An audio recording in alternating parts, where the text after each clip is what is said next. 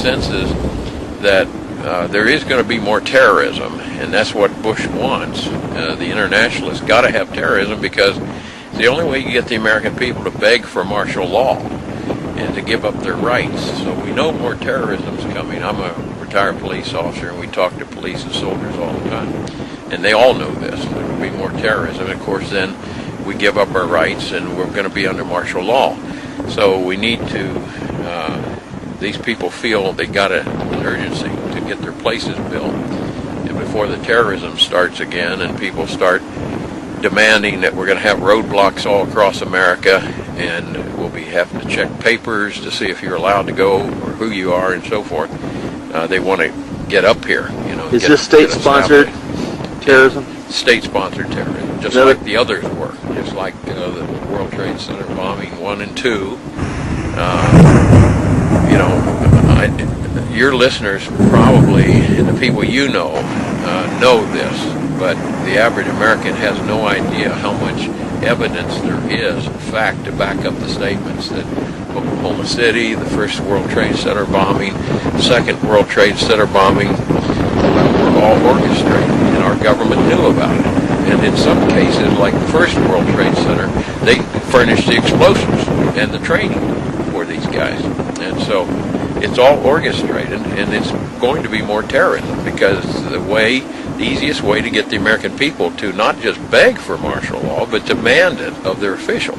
When they're scared enough, they'll give up everything to be made safe.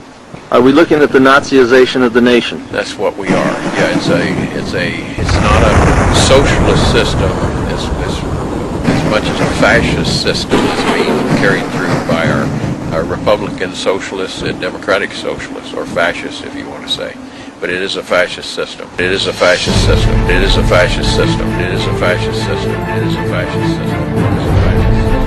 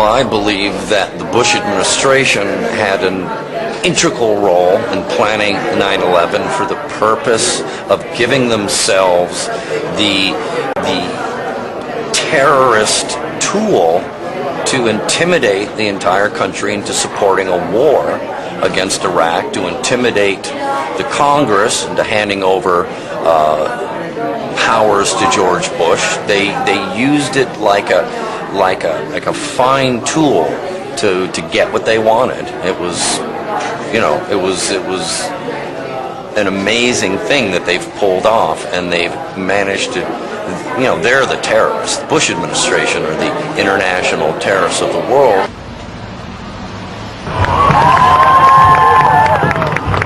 George Bush wants to dominate the world. Adolf Hitler wanted to dominate the world. George Bush, though, inherited a very powerful country, and Adolf Hitler built one. Bush only has one concentration camp, in Guantanamo Bay. Hitler, I think, had about 42, mostly in Poland.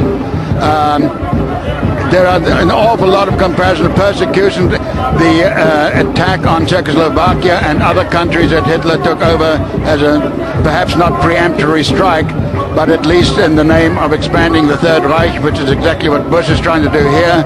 The arrogance of this Bush and Hitler is one of the closest comparisons I can possibly make. I was born in Germany. I went through the Nazi period until 14 days before the war broke out, and there are things going on in this country which make me feel just as uncomfortable as I did then. What I see is that when Hitler, and I lived through that, Hitler was marching in country after country all over Europe, and we're beginning to do that the earth over. And so I think there's a great similarity there. Plus, I think everything that Hitler did was legal in his country, and I think that Bush is really tearing the Constitution apart.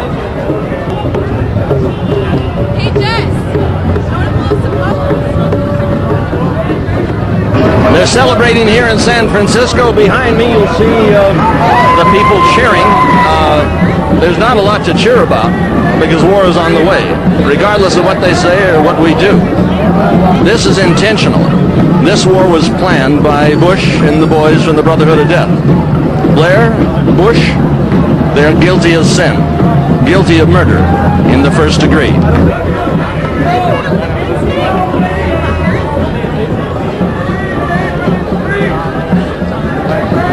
Bush is creating a police state. If you see what it's doing with Operation Tibbs, Homeland Security.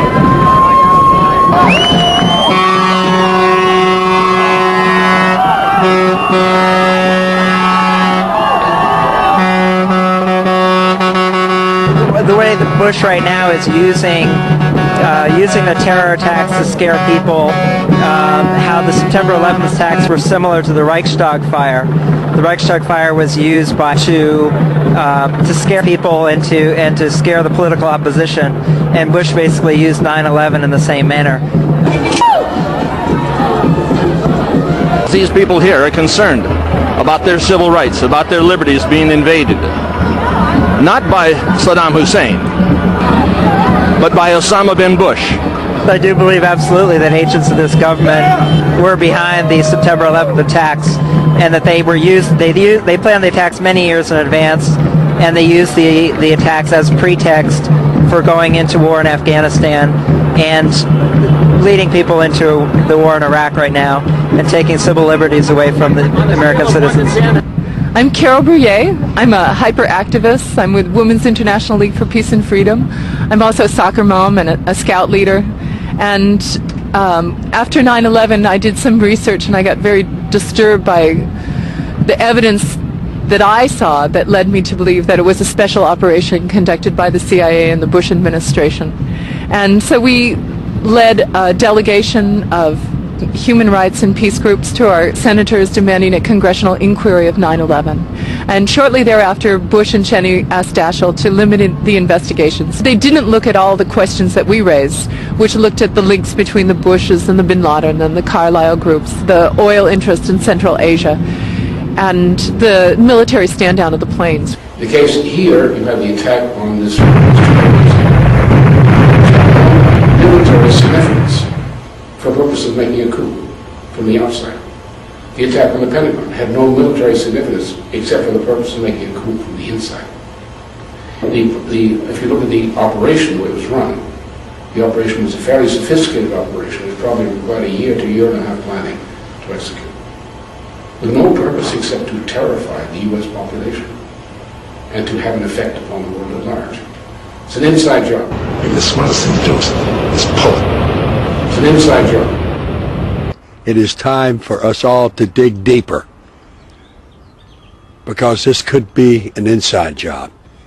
Pelted by debris when the North Tower collapsed, 7 burned until late afternoon, allowing occupants to evacuate to safety. I remember getting a call from the fire department commander telling me that they were not sure they were going to be able to contain the fire. And I said, you know, we've had such terrible loss of life. Maybe the smartest thing to do is pull it. And they made that decision to pull, and then we watched the building collapse. Maybe the smartest thing to do is pull it. It's an inside job.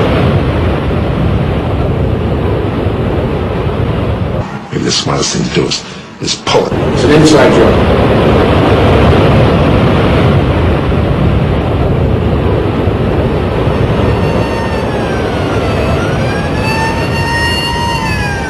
It's an inside job.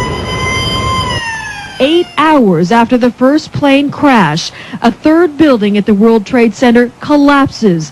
This one, the number 7 World Trade Center building. This is a look at the flying debris from the number 7 tower. You're going to see that almost coming down the street toward the camera. Number 7 tower at the World Trade Center. The CIA would have been in there normally, but they had, of course, abandoned the building when the event of catastrophe occurred. The CIA would have been in there normally, but they had, of course, abandoned the building. Maybe the smartest thing to do is pull it. What you're about to see is a number of buildings that have been brought down by explosives that were strategically placed within the structures so that they would come in and down on themselves. This is called implosions. And they made that decision to pull, and then we watched the building collapse. Demolition teams talk about it as pulling a building. The taping that we were doing, there was an explosion. It was way up where the fire was, and the whole building at that point bellied out in flames, and everybody ran.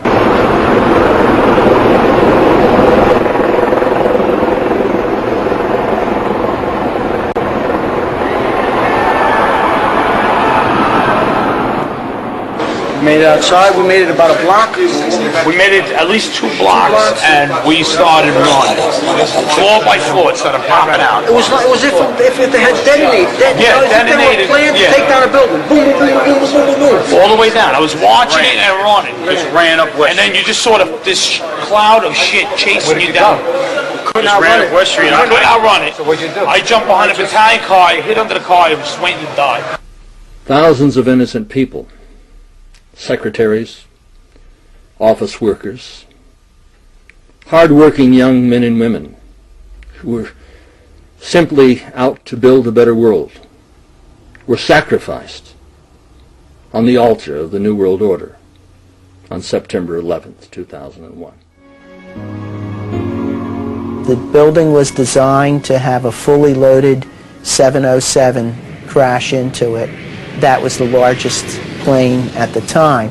I believe that the building probably could sustain multiple impacts of jetliners because this structure is like the mosquito netting on your screen door, this intense grid, and the jet plane is just a pencil puncturing that screen netting. It really does nothing to the screen netting. You're not supposed to question authority in a Orwellian police state. You're supposed to blindly believe what the FBI and the CIA and the State Department and the President tell you is the truth, and nothing else. Colonel North, in your work at the NSC, were you not assigned at one time to work on plans for the continuity of government in the event of a major disaster? Mr. Chairman. I believe that question touches upon a highly sensitive and classified area, so may I request that you not touch upon that, sir. I was particularly concerned, Mr. Chairman, because I read in Miami papers and several others that there had been a plan developed by that same agency, a contingency plan in the event of emergency that would suspend the American Constitution. And I was deeply concerned about it and wondered if that was the area in which he had worked. I believe that it was, but I wanted to get his May I most confirmation. respectfully request that that matter not be touched upon at this stage. If we wish to get into this, I'm certain arrangements can be made for an executive session. And tragically, the only member who got close was Jack Brooks, and he was stopped by the chairman. But the truth of the matter is that, yes, you do have those standby provisions, and the plans are there, and the statutory emergency plans are there, whereby you could, in the name of stopping terrorism, apprehend, invoke the military, and arrest Americans and hold them in detention camps. I'm concerned about the Constitution of the United States of America, that it's being filtered and changed in ways the American public, the citizens of this beautiful country, don't even know. You're supposed to be too damn dumb and too dense to figure the scam out. You're supposed to buy whatever the White House spin doctors sell you and whatever the managed media tells you. The CIA would have been in there normally, but they had, of course, abandoned the building. Maybe the smartest thing to do is pull it. The CIA would have been in there normally, but they had, of course, abandoned the building. It's an inside job. It's an inside job. Obviously, 911 was an inside job. Whoever controlled the electronic security system of the World Trade Center complex had both the power and the opportunity to either prevent or carry out the implosions of the Twin Towers and Building Number 7. We will discover everything that we possibly can that occurred, and we're going to leave no stone unturned. Kissinger said that could include a probe of possible involvement by Saudi Arabia, a nation Mr. Bush has praised as a strong ally in the war on terror. We will follow the facts where they lead. Were Arabs involved? As a matter of fact, the Kuwait American Company, which underwrote Securicom, the outfit which supplied electronic security for the World Trade Center complex, had ironclad links to the Bush family. We discovered that Marvin P. Bush, the president's youngest brother, was a key member of the board of directors of Securicom between 1994 and the millennium. Was this an inside job? Securicom changed its name in the year 2000 to Stratesec. The key man at Stratesec, President Bush's cousin, Wirt Walker III, the CEO of Kuwait America. Stratesec did the electronic security job on the Twin Towers and Building 7 on 9/11. Was this an inside job? Larry Silverstein became landlord on July 24th, less than 2 months before the attack. He then had control of the maintenance and security departments, and he began to replace security personnel. After the towers disintegrated, Silverstein demanded insurance companies pay him twice what the policy stated on the grounds that each tower was a separate attack. Maybe the smartest thing to do is pull it. Tom Kennedy, rescue worker with the National Urban Search and Rescue. It's part of FEMA. To be honest with you, we arrived on late Monday night and went into action on Tuesday morning. And not until today did we get a full opportunity to work the entire site other than the spot at Church and Day to which we were deployed. To be honest with you, we arrived on late Monday night and went into action on Tuesday morning. To be honest with you, we arrived on late Monday night and went into action on Tuesday morning. The chief of safety of the fire department of New York City told me he received word of the possibility of a secondary device, that is another bomb going off. He tried to get his men out as quickly as he could, but he said that there was another explosion which took place, and according to his theory, he thinks that there were actually devices that were planted in the building. 45 minutes into the taping that we were doing, there was an explosion. It was way up where the fire was, and the whole building at that point bellied out in flames, and everybody ran. I was about 5 blocks away when I heard explosions, 3 thuds, and turned around to see the building we just got out of, antenna tip over and fall in on itself. And then all of a sudden it started like it sounded like gunfire, you know, bang, bang, bang, bang, bang, and then all of a sudden 3 big explosions. When you figure this thing out, you'll realize that the men who committed this atrocity in New York on September 11th, 2001, mass murdered more people than the combined killings of every serial killer in the 228-year history of the United States. That means that they mass murdered more people than John Wayne Gacy, Charles Miles Manson, Jeffrey Dahmer, the son of Sam, the Midnight Stalker, and Jack the Ripper combined. Maybe I should have killed 400 or 500 people, then I would have felt better. Then when I felt like I really offered society something. These men have the minds of monsters. I represent Ellen Mariani, wife of Louis Neal Mariani, who died when United Airlines Flight 175 was flown into the South Tower of the World Trade Center on 9/11/2001, the day that will forever change history in the United States.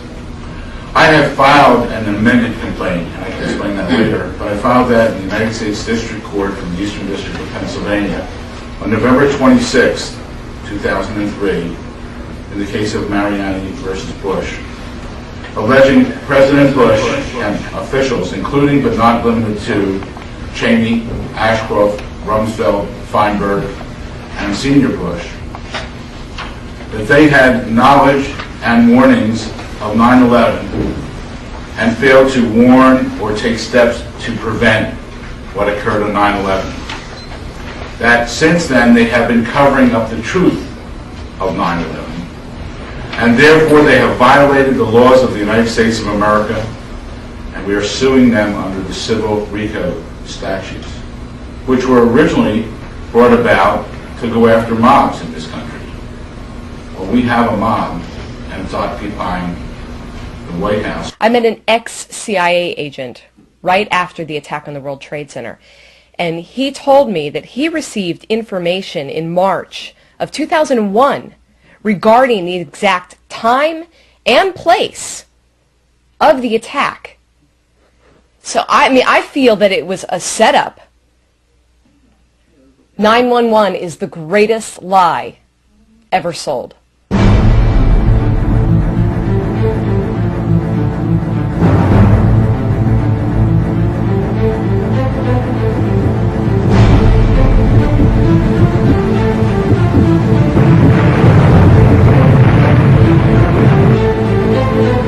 This proves an awful lot.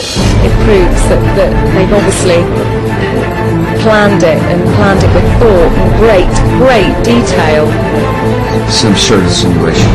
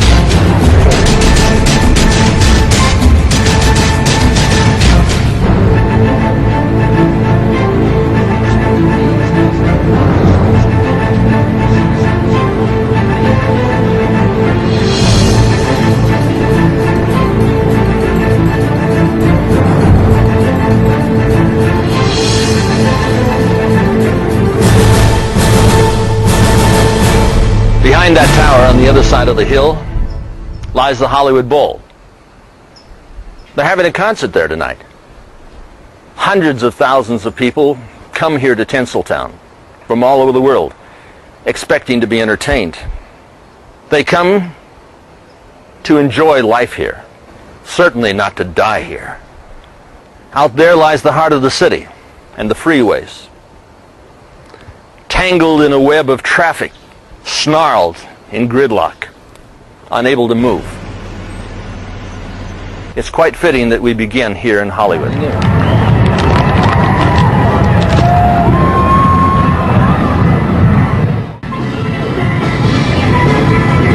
evilarchy that controls this country knew long ago that they'd have to gain control over the media, the motion picture industry, if they were going to change America and take over the world.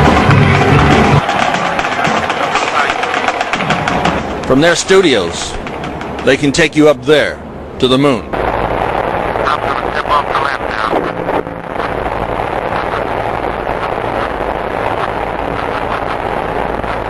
One small step for man,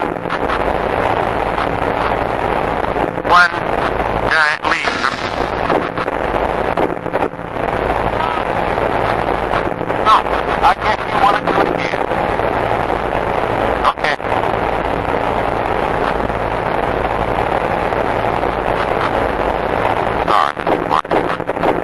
Or back in time to the age of the dinosaurs. Across the street is Ripley's Believe It or Not. Here in Hollywood, they can get you to believe that things that are totally false are absolutely true. They control what goes into motion pictures. And there's nothing that you see in a motion picture that isn't planned. The Christian cross on the bad guy or raping the girl. The American flag in the lapel. It's a land of illusion. They're selling Santa Claus. And you're to believe it. We're walking down the street of no return along the boulevard of broken dreams. Hollywood is the, well, it is the cancer on the hemorrhoid of the ass of the whore of America. Thank you very much. I can't imagine that the Malthusian-minded men who operate from the Council on Foreign Relations, the Club of Rome, the Royal Institute of International Affairs, are going to spare these people. I simply can't imagine it. They want to kill you. They want to control you. They want to use you. They want to abuse you. Kill, control, or incarcerate. That's the program. That's what they want. And they're going to get their way if you give in. 911, that's just the beginning. These people are history. They're going to go. I mean, that's the program. 8 out of 10. They want to reduce the population of the world by 80%. That means 4 out of 5 of these good people here would be eliminated. Can they do it? They can with your help. All you have to do is nothing. Simply nothing. And they'll do it. Christians, Muslims, Jews, all across America, that's the program. I mean, you've got to understand what this is all about. It's the land of make-believe. It's illusion and confusion. It's control. The managed media is owned by the Rockefellers and the Rothschilds, ABC, NBC, and CBS. It's becoming a police state.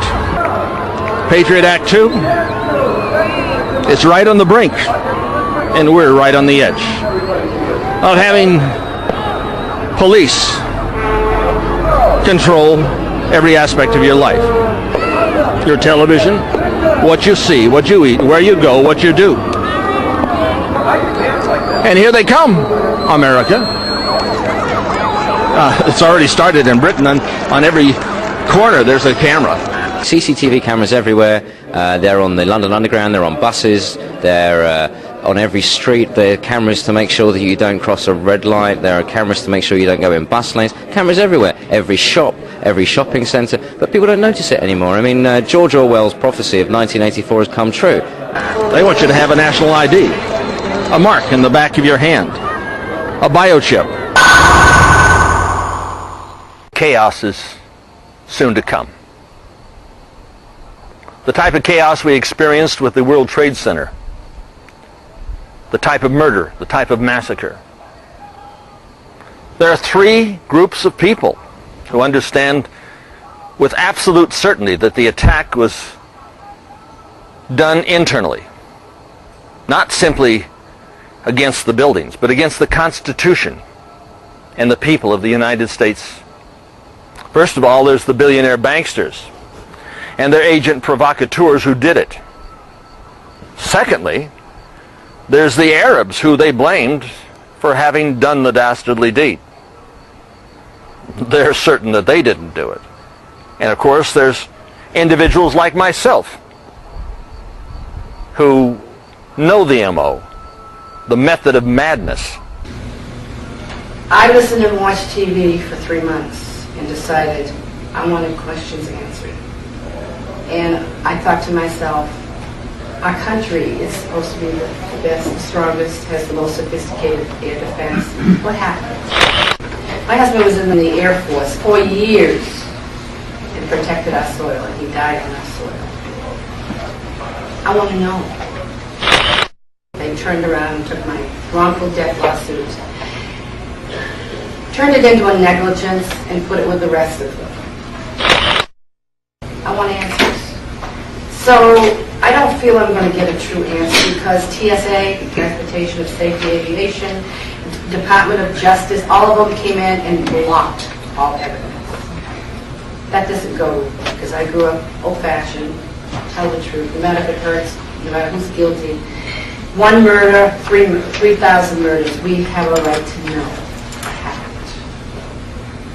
To this day, we don't know what happened. Howard Dean recently seemed to muse aloud whether you had advanced knowledge of 9/11. Yeah. There's time for politics. And, you know, it's time for politics. And it's an absurd insinuation. All the evidence leads not in a very nice area. They won't give us any answers. A lot of the families that you're not hearing from are medicated. They tried to trick me, and I wouldn't buy that. I want to be a clear mind, clear thinking. I want to be able to ask questions and get answers. And I'm not getting any answers. 2 years after 9/11, the Republican chairman of the commission investigating the attacks is now saying they could have and should have been prevented. Tom Kaine, appointed by President Bush, has told CBS News, quote, "I do not believe it had to happen." Krista Breitweiser is a 9/11 widow who fought for the creation of the Independent Commission on the 9/11 attacks. Thanks for coming back. The same topic as always. Could this have been prevented? What do you know now, thanks to what Tom Kaine had to say? Well, I mean, I think it doesn't come as a surprise that he stated that 9/11 could have been prevented. I think what is a surprise is that he did, in fact, come out and acknowledge that people should be held accountable. And I think that in order for us to make sure as a country that 9/11 will never happen again, we need to make sure that the individuals who are responsible for the failures are held accountable. The president has agreed to meet with the 9/11 Commission, a private meeting that the White House is just now preparing to make public. I don't think they have done that yet. The president will meet with the co-chairs of the 9/11 Commission, of course, investigating the deadly attacks on New York and Washington. They had indicated that they wanted testimony, or at least a meeting with both the president and the vice president. It's not clear yet whether this meeting will be under oath. The White House says they are still working out those details, but as one official said tonight, regardless, the president plans to tell the truth, and this would take the place of any public testimony. Well, what's amazing is when you stop and consider that everyone that they say was involved in the attack, the Al-Qaeda network, Osama bin Laden, these are creations of our intelligence agencies.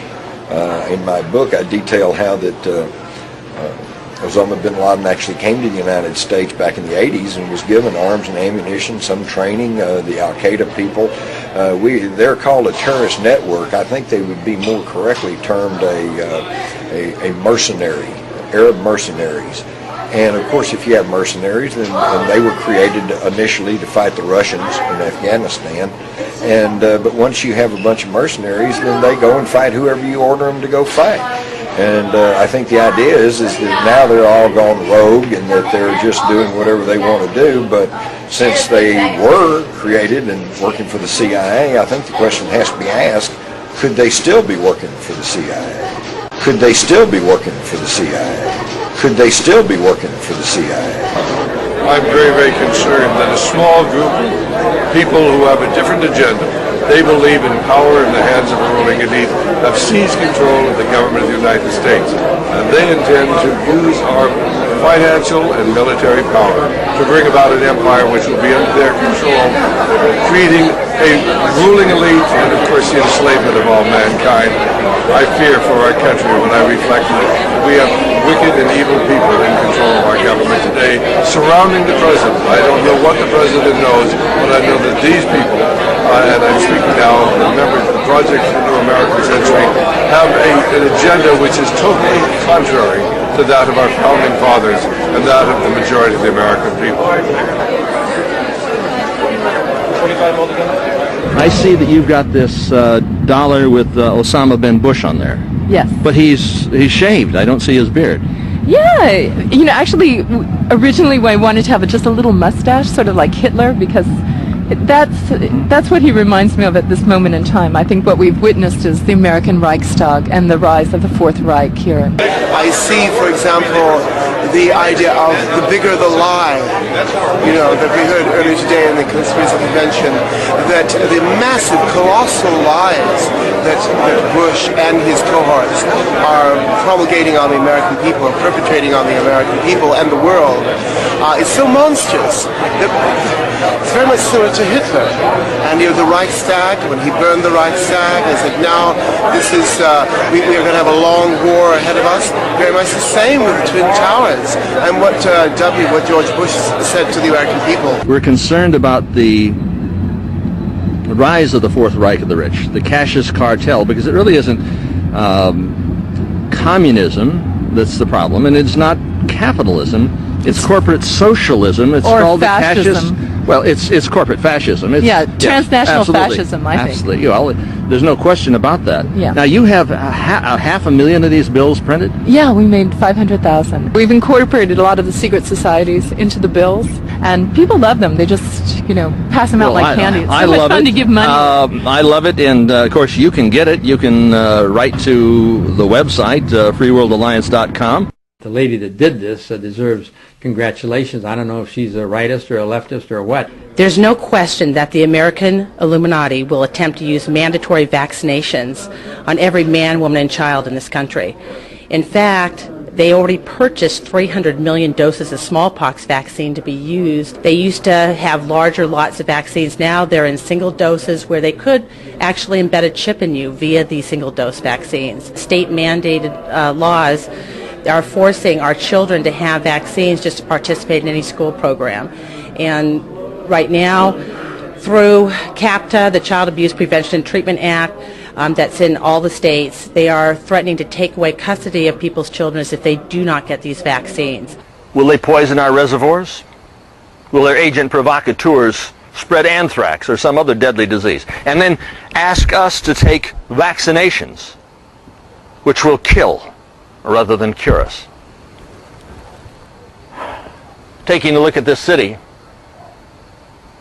I think it would be very satanically significant if they sacrificed the city of angels to their Lord Lucifer by dropping a nuke or a biobomb.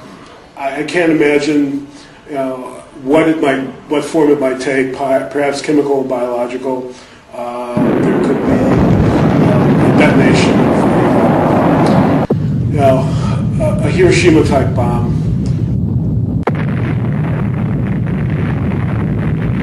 Yes, I see the possibility of an incident being orchestrated so that the populace will be so frightened that they will be willing to transfer power from the people who are the government to the president, who would become more or less a dictator. And this is, I mean, traditionally and historically, this has happened in many societies. People will often sacrifice individual freedom in order for the feeling of being secure, the false sense of being secure. The World Trade Center in Oklahoma City guns to bring about legislation that would transfer power from the people to the president and the police. This is usually always the case. For people who have a difficult time accepting the notion that their own elected government officials are responsible for creating things like the Oklahoma City bomb or 9/11, if you can't accept that proposition, then you certainly have to concede the idea that once these things happen, then the state power exploits them and uses it to consolidate it and expand its own power. That's the whole point of the Patriot Act. It's the whole point is every time after one of these things happens, there's a clampdown by authorities, there's a pulling back of the civil rights and the liberties of Americans. The Bush administration is not an administration for this country. It is not for this country. It's all a secret administration. When it tells our Congress that they have to approve something he wants put through, but they're not allowed to read it, like with the Patriots Act, there's something rotten in Denmark.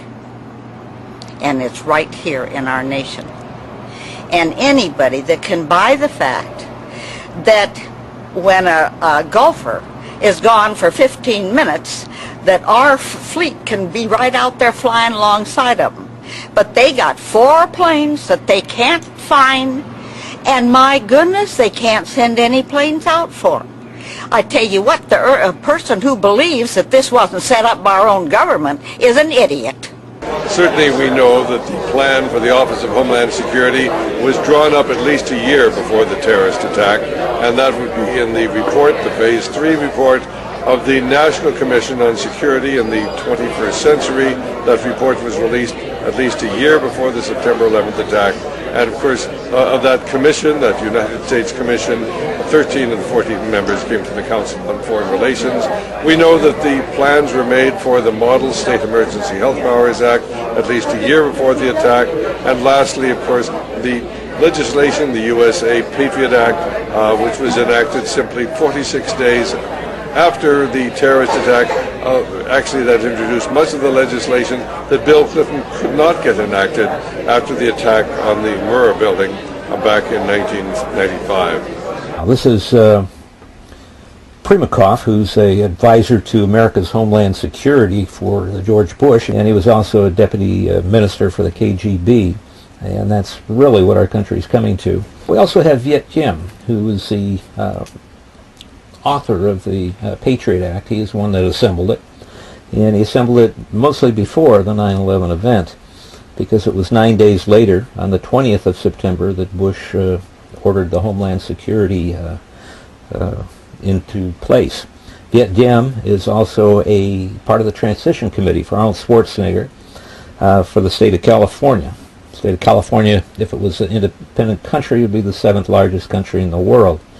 Also in that transition committee are a lot of culprits with ties to George Bush, but one of the most blatant is Willie Brown, who advocated during a radio broadcast and is reproduced in an AP article that he thinks that all towns and cities should be abolished and that the state of California should be run from the capital. I'll read a quote to you about U.S. Attorney General Viet Kim, who wrote Bush's Patriot Act that has taken away the Fourth Amendment and quite a few others. And then I'll give you a quote from Adolf Hitler. Quote, "The government will make use of these powers insofar as they are essential for carrying out the vital necessary measures. The separate existence of federal states will not be done away with. The number of cases in which the internal necessity exists for having recourse to such a law is in itself a limited one." That's Viet Kim. Let's hear from Adolf Hitler here. "The administration will not abuse these far-reaching powers. I think security exists for liberty to flourish, and liberty cannot exist without order and security." Now what I did is I woofed you, because really what one said, what I said Adolf Hitler said, is what Viet Kim said. What Viet Kim said is what Adolf Hitler said. And there's very little difference in intent and in meaning. And that's the problem we're meeting with today. My trick on you isn't near like the 9/11 trick that they've pulled on all the rest of us, which is vital to not only our freedoms, but our lives. It's time for American citizens to stand up and pay attention to what we're here for and what this country was founded upon and where it could be going if we, each one of us, does not stand up and write our congressmen, our senators, and let them know we are very concerned with what the Patriot Act means. What is it taking away from us concerning homeland security? What are we losing in the Patriot Act? What are we losing in terms of freedom? What are we losing in terms of our spirituality? Taking God out of everything in the country. You know what happens when that happens, I'll tell you. You lose. Make no mistake about it. I think there was a lot of well-intended people that voted for that Patriot Act. And I think that they really felt that they were doing the right thing, and in some cases many of them still do. Quite frankly, I looked at it just the other way. I think our freedoms are more at peril when we're in danger. And when we feel that we're in danger, we're willing to give up more of our freedom for security and protection. And I think that that's when our long-term liberties are most at risk. The easiest way to gain control of the population is to carry out acts of terror. The public will clamor for such laws if their personal security is threatened. I'm deeply concerned as an American citizen.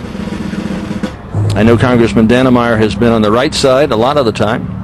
Some of the times I think he's been way out of whack, but I'm about to ask you, do you see the Hitlerization or the Nazization of this nation with the passage of the Homeland Security Act, the Patriot Act, and the Anti-Terrorism Act transferring power from the people to the president and the police as occurred in Nazi Germany? I hope you're wrong, Anthony. I have a lot of confidence in Attorney General of the United States, John Ashbrook. I know him personally. He's a fine Christian gentleman, a person of integrity, a lawyer of ability, and dedicated to doing what's right for America. If what you describe comes about, he'd be a part of it, and I can't believe he'd do that. I hope, as I say, you're wrong. Listen, I hope that I'm wrong, Bill. But I believe I can tell you, I believe that I'm right. I share my experience in public life has taught me this: the greatest threat to freedom, and our founding fathers understood this, is government. George Bush has talked about a new world order. Adolf Hitler's book was called the World Order, the New World Order, the one after Mein Kampf. We know that the Bush family has financed Hitler. Do you not in some way see the Nazization of this nation actually coming about? No, I don't. And maybe I'm more naive than you think I am. But I say again, what I see is I see a nation that for the first time, at least in this generation, has experienced an attack on itself and it doesn't quite know how to handle it. In Nazi Germany, the Judgment at Nuremberg movie, which in my opinion is one of the greatest movies ever made because it described what happened to the Attorney General of Nazi Germany. He just lost his integrity to the Nazi Party. I believe that's what's happened with Ashcroft. He has lost his integrity to the New World Order, because take a look at those boys surrounding him. Every single individual, almost without exception, is a member of the Council on Foreign Relations. Founders and many of the main people that are on the center of the Council on Foreign Relations are members of the Skull and Bones. So in the last 100 years, an organization which hardly anybody knew anything about when Sutton got his first box of papers, scored 3 presidents, Howard Taft and the 2 Bushes. Then we find out that the people that were in charge of the wars for the last 100 years, Henry Stimson, was he was Secretary of War for World War I and World War II. We find that the co-founder of the Skull and Bones, Alphonso Taft, was Secretary of War in the late 1800s. We find that, of course, George Bush, who was head of the CIA, was also a member of the Skull and Bones. Winston Lord was president of the Council on Foreign Relations for some years when Rockefeller wasn't, and he's a member of the Council on Foreign Relations. These guys from the Skull and Bones have got this election covered like white on rice. Both Scary Carey and George Walker Bush were initiated while laying nude in the coffin at the Skull and Bones. It's heads they win. It's tails you lose. You don't have a chance unless we incite a revelation. Alexandria Robbins, in her book, Secrets of the Tomb, puts it this way. Alexandria Robbins says the cast of the initiation ritual is right out of Harry Potter meets Dracula. There is a devil, a Don Quixote, and a pope.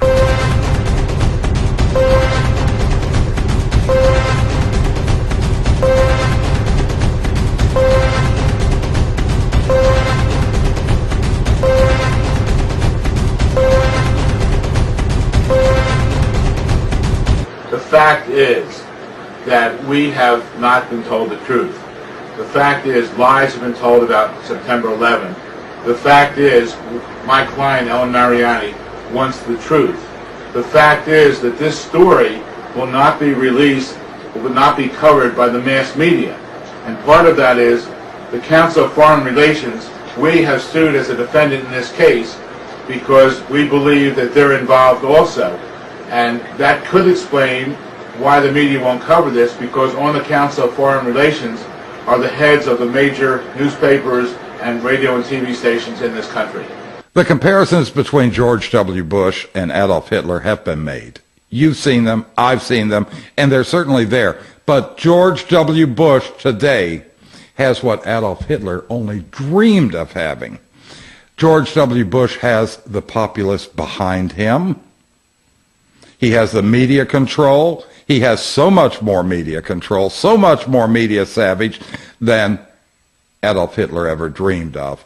Plus, you've also got the surveillance techniques. You've got the DNA for the eugenics. It's all in place today for the Nazization of America. Yes, we are witnessing the Nazification of America, and we have been for many, many years. In one way of looking at it, we lost World War II. We took over the Nazi intelligence network of Reinhard Gehlen, and the Nazi scientists, the slave masters of Nordhausen, became the architects of our own space program. And we continue to see that all of the time. And these patterns of terrorist events are mere reflections of the Reichstag fire. And this whole kind of manipulation of power is very much patterned after the fascism and Nazism that we supposedly fought against in World War II. My book, Painful Questions, provides evidence that both World Trade Center towers and Building 7 were demolished with explosives that were placed in the building before the attack. These three buildings were imploded. They were not brought down by fire or airplanes. Eric, I'm taking a look at a picture of the explosion at the World Trade Center here, and I see debris coming out from the building, shot out from the building, as if there was a massive explosion internally. Is this, in fact, what happened? Well, this is what these photographs are showing. Dust is flying out of the building horizontally in an area of the building that is still structurally sound. It is only after this dust and debris fly out that that portion of the building starts to collapse. It's not the other way around, in which the building collapses and then dust comes out during the collapse. This dust is coming out first. Here's one photograph that shows pieces of the building being thrown out horizontally hundreds of feet away from the building. These buildings are not simply falling down. They're blowing outward horizontally, as if high pressure is inside these buildings, such as from explosives. Well, Eric, we saw in some of the videos a burst coming from one floor and then the next and the next and the next and the next, and it was blowing materials of steel and metal out from the building as if it was systematically set up as one would destroy a building like the Sands Hotel.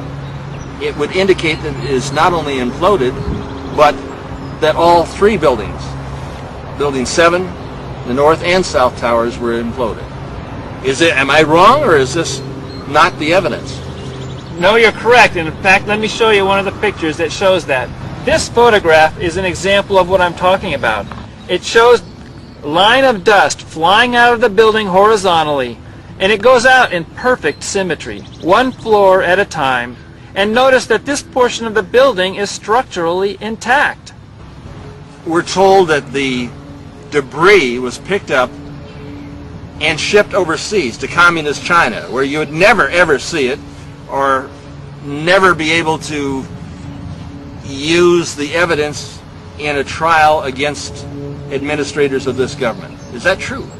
I heard the same thing, that it was sold as scrap metal at a very low price to foreign nations. Now this is a violation of the law. Remember when the space shuttle collapsed and fell down all over the states of Texas and others? You were fined and arrested if you even touched that debris. It's against the law to pick up that debris from the World Trade Center. That was evidence in what happened. And our government sold it and to foreign nations. What happened to the crime scene? They took it away.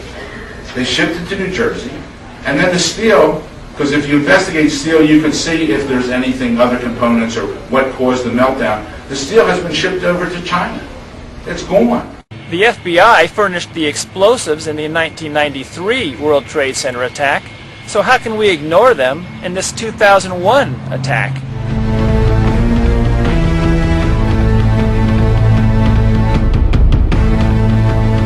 Now you'll see the evidence of the federal government targeting the World Trade Center twice. October 28th, 93, and October 31st, 1993, New York Times, as well as the December 15th Chicago Tribune. The federal government was actually caught on tape by their informants, ordering them to let the bombing go forward, to cook the bomb, to give the terrorists the detonators, to create yet another crisis, this time to usher in a police state and a war upon the American people. Unlike the Northwoods plan, the FBI actually carried out the attack on the World Trade Center in 1993. They actually hired a retired 43-year-old former Egyptian army officer, Ahmad Salam, and paid him $1 million and gave him real explosives, a detonator, and told him to build a bomb and to give it to the foolish people that he was controlling to allow them to attack the World Trade Center complex.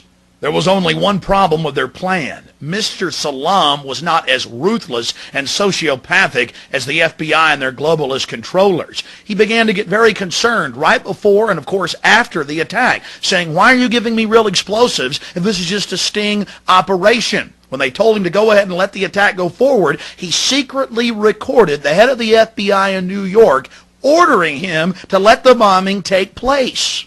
It's very important to understand that all the evidence you just saw is documented, 110%. It is part of the public record. The FBI admits it, but the media wrote a few stories about it. There were a couple of nightly newscasts. It was never heard of again.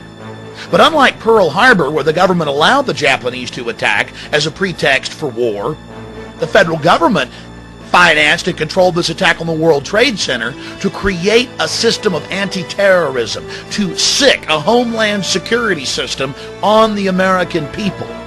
There was only one problem. The drivers of the truck didn't park it up against the main support column as they had been ordered to do by Mr. Salam and the FBI. No, my friends, they parked it about a dozen feet away, and so it didn't bring down the building.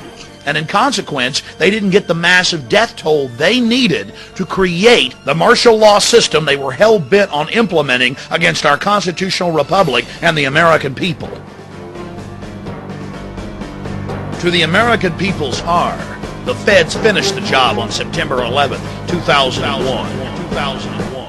Has the military been planning an Operation Northwoods similar to what happened in 1962, presented to JFK, and is this the result of what they've been planning all along? 9/11 wasn't the first attack on the United States by agents of the United States. General Lyman Lemnitzer had a plan to create terrorism in this country, to be done by U.S. forces, maybe the CIA, maybe some special army forces. The Northwoods plan, a plan concocted by the Pentagon in the 60s, designed to, well, blow up buildings using airplanes, kill American citizens and blame it on a foreign government, Castro in that particular situation. General Lemnitzer and the Joint Chiefs of Staff were given the task of coming up with some manner, some way that they could get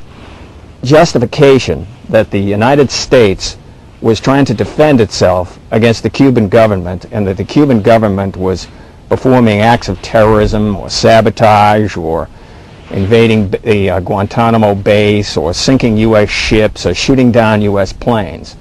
The press would conclude that this sabotage was done by Fidel Castro, and it would have justified an invasion of Cuba.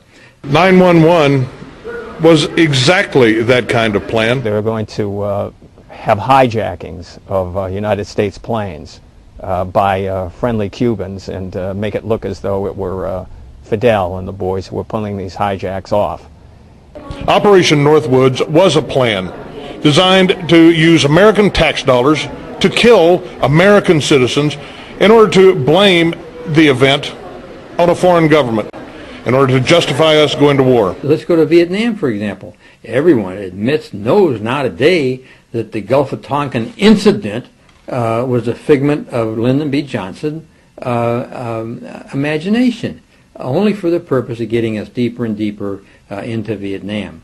The most ambitious plan that they had was to charter an airplane, which was going to be a CIA proprietary charter plane, have a phony passenger list, have the passengers mount onto a second plane. That second plane would land, and then the first plane would be remotely controlled, fly over Cuban airspace, and it would have a bomb set inside of it set to go off remotely, and it would put out a mayday call when it was over Cuba, and then the plane would be exploded, and people would hear the mayday on the mainland in the United States and report that a charter plane had been shot down over Cuba, and then the idea was to blame it on the Cubans. The plan was scrapped by Kennedy, but it didn't go away. 911 was exactly that kind of plan, designed to bring to effect a law already sitting there, already written, called the Patriot Act in the Department of Homeland Security. This Nazi-style homeland defense has wrapped up FEMA, has wrapped up the Coast Guard and the Border Patrol and the Immigration Service into a very SS type of organization.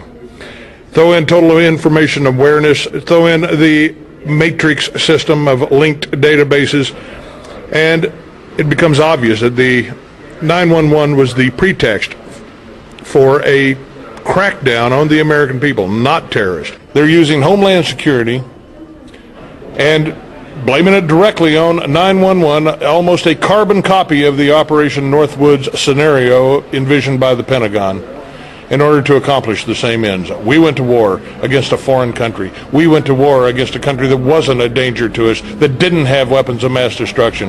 When I was a boy, Alcatraz, or the Rock as they call it, used to house the criminals to keep them from violating the rights of society.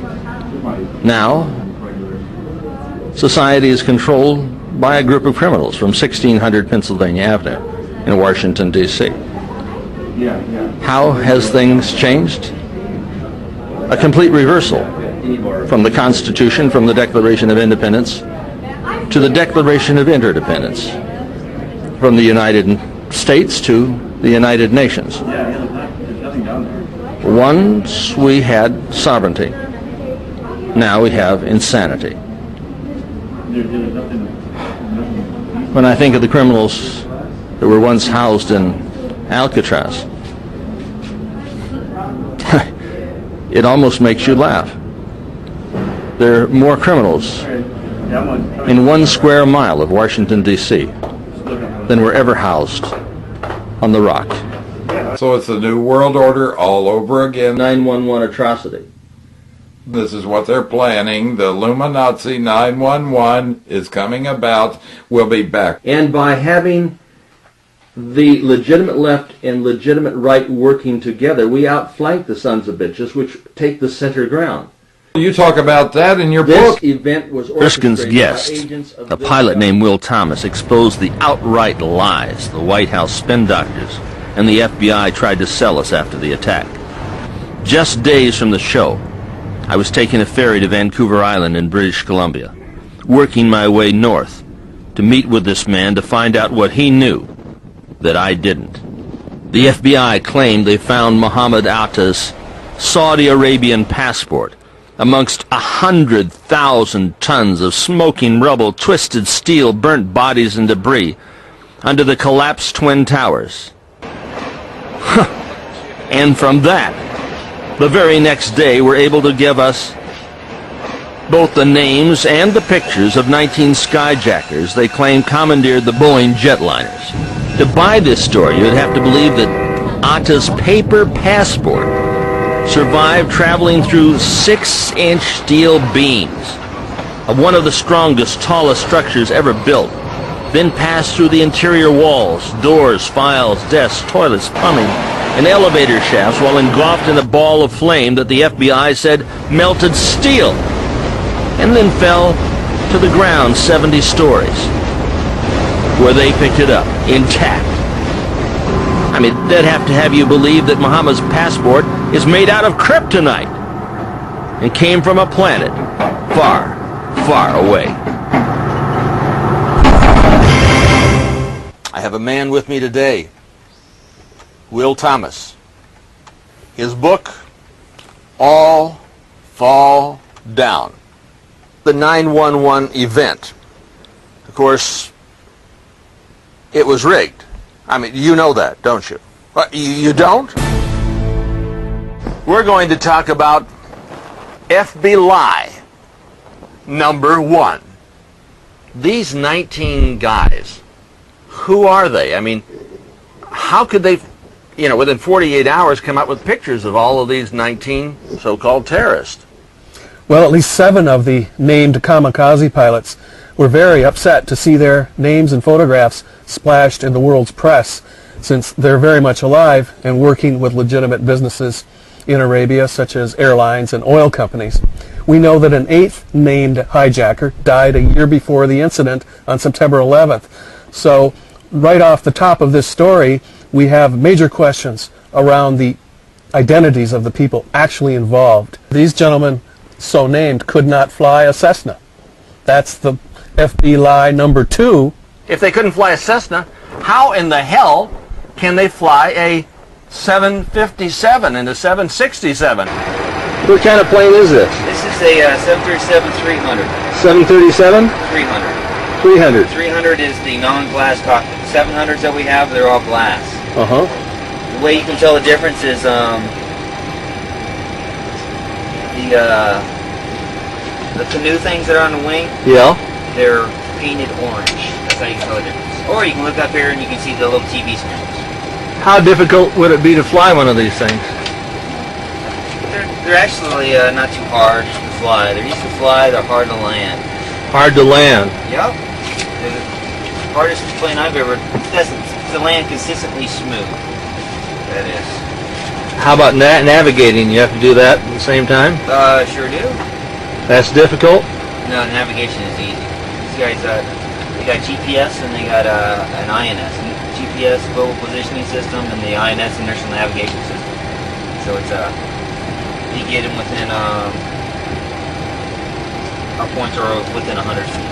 Mm-hmm. I've flown the Microsoft 757 simulator, and they're very easy to fly in a straight and level, but the minute you start to bank the airplanes and adjust your speed up or down, you can get to the edge of that flight envelope very quickly. The named pilots on these attacks of September 11th, in fact, repeatedly flunked out of flight schools across the United States, to the point where one flight instructor was quoted in the papers as saying they couldn't even drive a car. Their lack of English language skills. Here's the guys, they can't even drive a damn car. I mean, they're used to driving a camel. And, you know, they're practicing, I see over and over the reruns of these guys training on a jungle gym. It's something that's taken off a playground in Los Angeles. They can't drive a car. We discovered a story from September 15th's Washington Post stating Muhammad Atta had been to International Officer School at Maxwell Air Force Base in Montgomery, Alabama, and that others of the terrorists had attended the Aerospace Medical School at Brooks Air Force Base in Texas and the Defense Language Institute in Monterey, California. 3 of the terrorists had even listed their address on their driver's license as the Naval Air Station in Pensacola, Florida, the story went on, where they participated in military exchange programs for foreign officers at the Pensacola Naval Air Station. Foreign nationals who became terrorist pilots were training at U.S. military facilities. They would most likely have had connections to Arab governments considered friendly to the United States. They say on the American airline list, they only had 56 people. And no Arabs. Not one single one. It seems incredible to me that young Arab males, some of them flying on one-way tickets paid for with cash, others with no luggage at all, would be allowed on these airplanes without even minimal scrutiny, since warnings had been passed to the White House and to the FAA months in advance of these attacks. Repeated warnings from BND, German intelligence, from French intelligence, from Putin, the president of Russia, telling his intelligence operatives to inform Washington repeatedly that 25 hijackers flying aircraft would attack symbols of American wealth and power. We had students in Brooklyn warning their schoolmates not to go downtown Manhattan on September 11th. Those warnings weren't passed. But when the mayor of San Francisco flew into New York City on September 11th, he was warned the night before by an agent of security for the airport to, quote, be very careful traveling on the 11th. Why wasn't the American public afforded the same warning? Well, wait a minute. Now, we're talking about Willie getting a warning. Willie Brown, he gets a warning. I mean, he lives, everybody else dies. The president knew about this. This story is so outrageous in the fact that they said that these 19 so-called terrorists blew up this building, and the FBI or FBI didn't know a damn thing about it. The CIA, the ISA, the NSA, the FAA, the U.S. military, naval intelligence, I mean, the Secret Service. And Bush said, hey, he was just reading a nursery rhyme about a goat. Maybe it was a goat of Baphomet to the school children at the Booker School in Sarasota, Florida. Go on. She played with her goat. Go on. But the goat did something that made the girl dance. Big with butt. Get ready. But the goat did something that made the girl dance. Go on. But the goat did something that made the girl dance. Go on. But the goat did something that made the girl dance. Go on. The president was sitting down reading to the school children, and when he was told by Andy Card, his assistant, that the second tower had been hit, you know what he continued reading without a change of expression. He continued reading to the school children.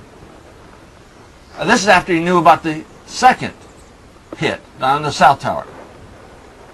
But what is amazing, he said, well, when asked, and he's been asked by 2 newsmen at different occasions, he says, well, when did you first know about this? He says, well, I was, you know, watching it on television. And I was sitting outside the classroom waiting to go in, and I saw an airplane hit the tower of a TV. You know, the TV was obviously on, and I used to fly myself, and I said, well, there's one terrible pilot. And it said it must have been a horrible accident. But I was whisked off there. I didn't have much time to think about it. I was sitting in the classroom, and Andy Card, my chief of staff, was sitting over here, walked in and said, a second plane has hit the tower. America's under attack. Bush said he was watching it on television. Well, I was thinking about that. And when the North Tower was hit, it wasn't on television. I mean, at least it wasn't on ABC. And it wasn't on NBC.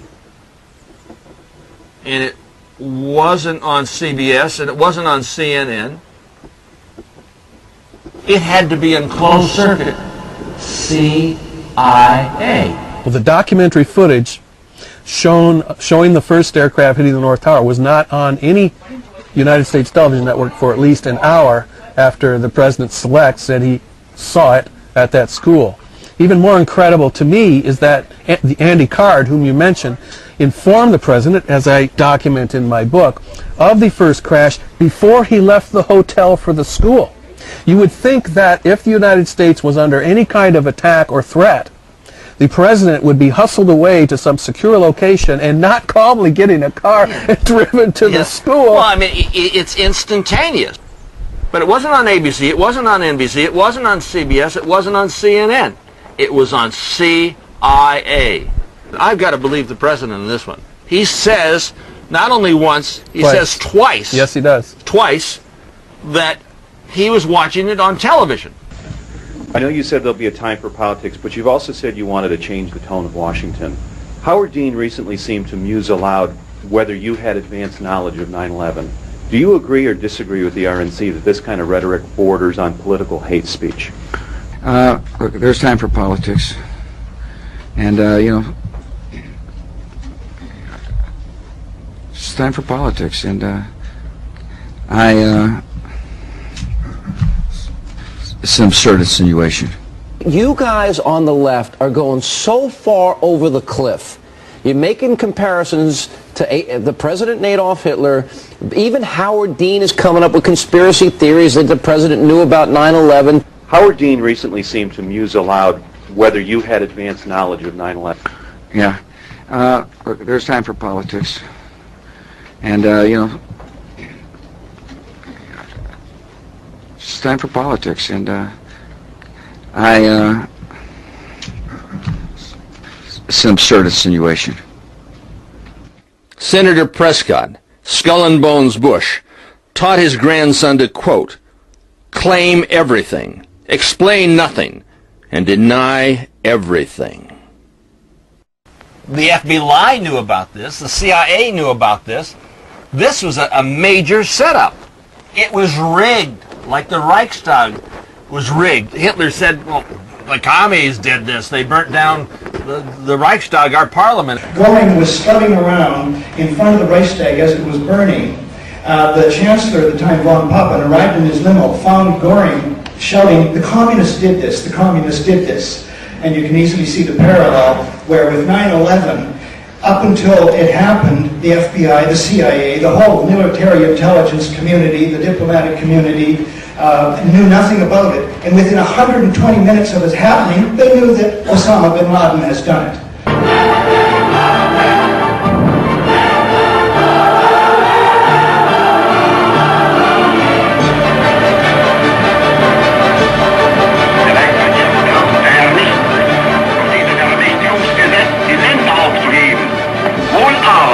Diejenigen Maßnahmen treffen, die von nun ab und für immer eine Gleichmäßigkeit der politischen Intentionen im Reich und in den Ländern gewährleisten. Es ist Sache des Reichstags nunmehr seinerseits eine klare Stellung einzunehmen. Am Schicksal des Kommunismus und der sich mit ihm verbrüdernden anderen Organisationen ändert dies nichts. Our enemy is a radical network of terrorists and every government that supports them. You've got to transfer power from the people to me. The president, the Fuhrer, and the police. Mr. Bush said himself this was another Pearl Harbor, but not in the way George meant. This was another deception. Yesterday, December 7th, 1941, a date which will live in infamy. The United States of America was suddenly and deliberately attacked by naval and air forces of the Empire of Japan. It will be recorded that the distance of Hawaii from Japan makes it obvious that the attack was deliberately planned many days or even weeks ago. An attack facilitated by agents, we call them shadow government people within the U.S. government, to further their own ends and their own agenda. Who benefits and who loses from the attacks of September 11th? It would be insane for some Arab or a group of Arabs to attack the United States. That would result in the most devastating destruction of the Muslim world you could ever conceive of. Now, Arabs are not stupid people. If we're to believe that, how are we to believe that these guys, 19 of them, got up and took out 4 planes? It's a total contradiction. But these guys are supposed to have taken over these planes with box cutters and a little plastic knife that you'd spread some cream cheese on a bagel that you'd get at Trader Joe. First of all, these guys don't speak very good English, do they? No, and most of these pilots we're referring to are military veterans. And then we're taking a look at an instrument panel. My God, look at all those instruments. And if they don't speak English, how are they going to read what's on the panel? You ever think about that? H.L. Mencken once said, "One can never underestimate the intelligence of the American public." Here in Northern Ireland, the people speak out, they stand out, and they touch the hearts of all of the people of the world. So we'll explain it to you. The 9/11 atrocity had a very specific design, a very specific agenda, almost planned with geometric precision. It was an atrocity, it was an exercise in chaos, but it was to bring about a very preconceived plan, which is to bring in a police state, to deprive people of their sovereign rights, but specifically to enter in the Patriot Act, which is anti-constitutional and which the people of America need to resist. Inside the United States, where the war began, we must continue to give our Homeland Security and law enforcement personnel every tool they need to defend us. And one of those essential tools is the Patriot Act, which allows federal law enforcement to better share information, to track terrorists, to disrupt their cells, and to seize their assets. For years, we have used similar provisions to catch embezzlers and drug traffickers. If these methods are good for hunting criminals, they are even more important for hunting terrorists.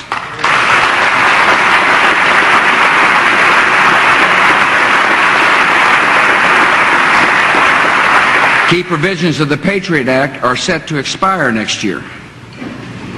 The terrorist threat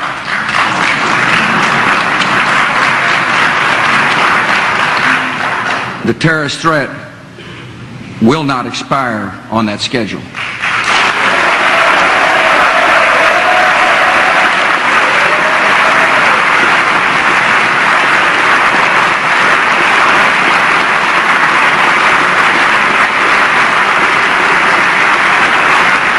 Our law enforcement needs this vital legislation to protect our citizens. You need to renew the Patriot Act. You need to renew the Patriot Act. You need to renew the Patriot Act. You need to renew the Patriot Act.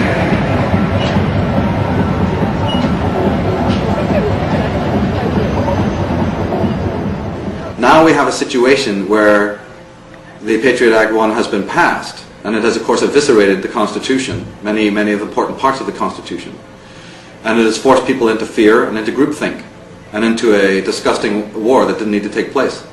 But now the same people have put before us the Patriot Act 2, and that one is gaining more resistance. Senior police chiefs, governors, senators, congressmen, they're not liking what they're seeing. Some people think that the federal government have gone out of its mind.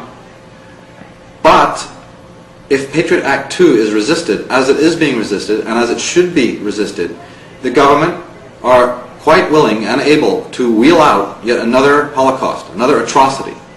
And in my mind, I have a theory that that might be the assassination of George Bush himself. by his own clan. That might sound unusual to some, but this is the ritualistic way in which these people work, especially if it will cause the right kind of reaction. Either with us or against us. You're either evil or you're good. They tried it on several of your presidents in the past and succeeded. They even tried it on Ronald Reagan.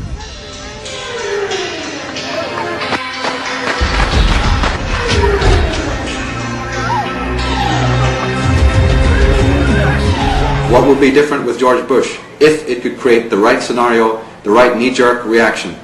This is my particular prophecy, that it is one of the potential options that they have before them, is to take out the president in a situation that will cause mass hysteria, bring in FEMA, bring in the military law, bring in martial law. And Dick Cheney. Which is part of the plan. This guy understands essentially what he's doing. He's evil, he's pure evil, he knows he's evil. He's having a good time being evil. The others are more obsessive. Initiates into the Skull and Bones fraternity at Yale are given a code name when they become part of that Faustian financial fraternity. But first they have to go into the tomb, into the basement, where they lay nude in a coffin, surrounded by 15 members of the Brotherhood of Death, dressed in black robes. And they are asked to talk about their sexual activities. And then they're born again into the satanic order. And then given a name. In the case of George Herbert Walker Bush, it's Magog. Magog is described as the satanic powers that wage war against God and the righteous at the end of the world. What is at stake is more than one small country. It is a big idea, a new world order. It is a big idea, a new world order, where diverse nations are drawn together in common cause to achieve the universal aspirations of mankind: peace and security, freedom, and the rule of law. What is the mentality of an individual who would allow the World Trade Center and all of the people in it to be sacrificed? Well, we know what it is. It's a different religious view of mankind. These people do not believe that the God of the Bible, the God that created us, and they don't believe that that God should rule this universe. And that's what this new world is all about. It's a 1,000-year period where Lucifer, Satan, the devil, will rule the world for 1,000 years. That's what they believe. Are these people not Luciferian? These people physically, knowingly, willingly worship Lucifer, Satan, the devil. I proved that in my second book, and I proved it in my third book.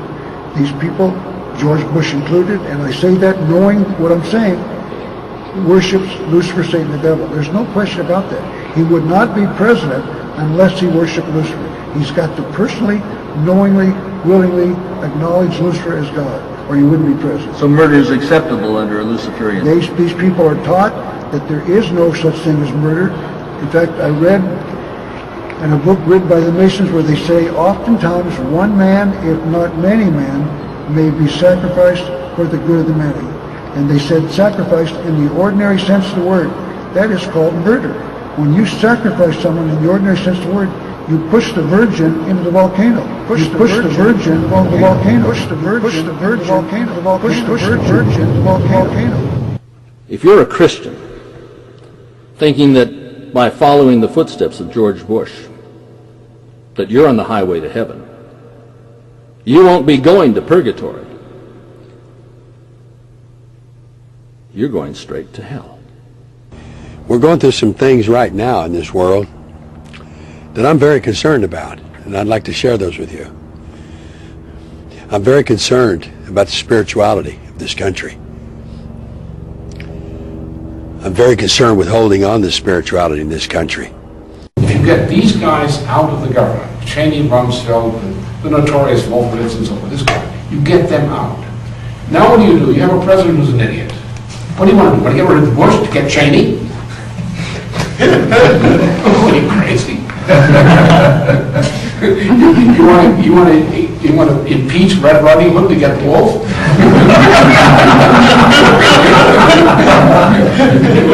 Nuts. So what you do is you do something which you can do. This fellow is impeachable, Cheney. He's committed impeachable offenses. He's subject to summary impeachment. Dick Cheney and I came to the House together in '79. It's troubled me that Cheney is a member of the CFR, but I think I've got confidence in the judgment of Dick Cheney that he will do what's right for America, not for what's right for Dick Cheney's career. Well, maybe he's doing what is right for the New World Order. I mean, that's... anybody who's a member of the CFR is suspect. Well, on my list on that. Not only is he suspect, but the war drums are beating. Fox News is calling for war. The president is calling for war. Cheney is calling for war. Isn't this what Adolf Hitler did after power was invested in him? Yes, he did. By the Reichstag? He did. He did. He did. He did. He did. He did. He did. He did. He did. He did. He did.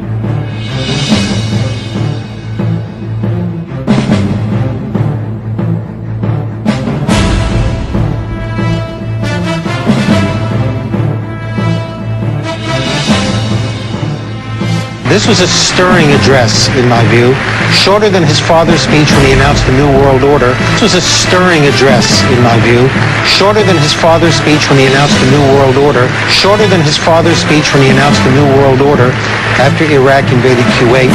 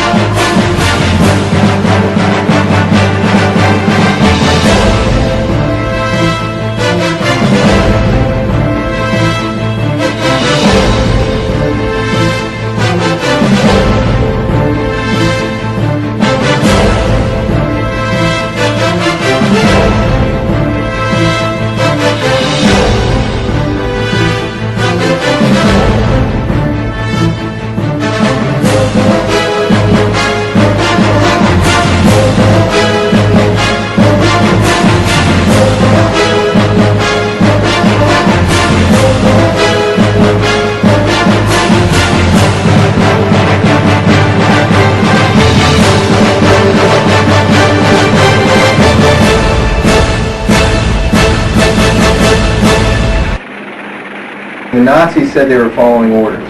That was the excuse of the people that were below other people that were below Hitler. But nobody is lifting the arms of this person and squeezing the trigger.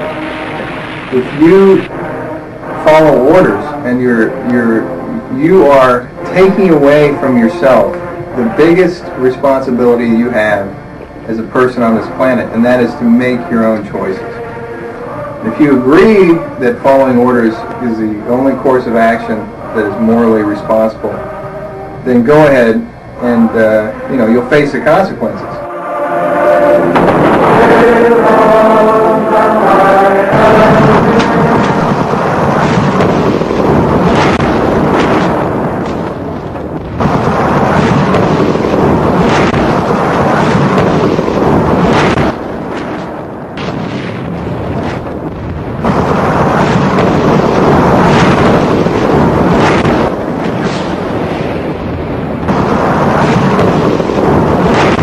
Bush knew Iraq committed no crime against this country when he ordered the most awesome army on earth to open fire upon innocent men, women, and children in the middle of the night.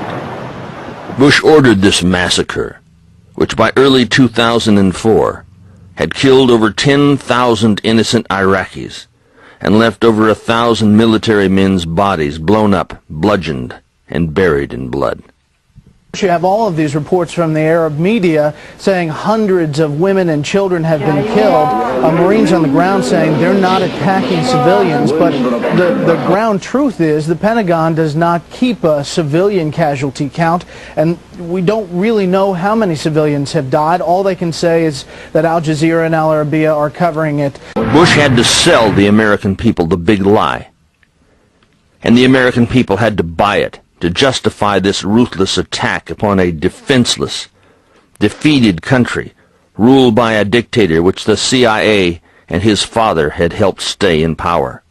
Do you think the soldiers on the front line of this war know that the weapons of mass destruction ruse is just that, just a ruse? Think about it. We are in Nazi Germany, 1939. The invasion of Poland has just taken place. We are on the verge of potentially World War III, the draft, the whole thing. And Iraq is free. These guys are practiced liars. It's what they do for a living. It's who they are. Do you think that's why they keep pushing the weapons of mass destruction issue to set up an imminent attack? Well, they just took it all back. I mean, with David Kaye's testimony, and in Britain, Lord Hutton, basically absolving Tony Blair of any wrongdoing in the death of Dr. Kelly, and at the same time saying that somehow he never talked about weapons of mass destruction, and the head of the BBC resigning, and it's like, wait a second, we're in some fantasy land. The allegation in the broadcast that the government probably knew that the 45-minute figure was wrong, even before it decides to put it in, was a very grave allegation which attacked the integrity of the government and the integrity of the Joint Intelligence Committee. We do not know, we can't know. If you talk to folks in the administration privately, they concede what seems to be obvious to everybody else, that there was some major gap between the accusations and what actually occurred there. I don't really think the weapons of mass destruction were the sole reason for the war. President Bush said on March 17th of last year, 3 days before the war started with Iraq. Intelligence gathered by this and other governments leaves no doubt that the Iraqi regime continues to possess and conceal some of the most lethal weapons ever devised. Those weapons of mass destruction got to be somewhere.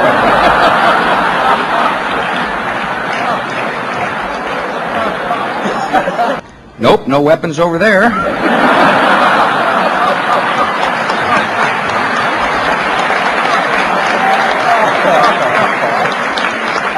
Maybe under here.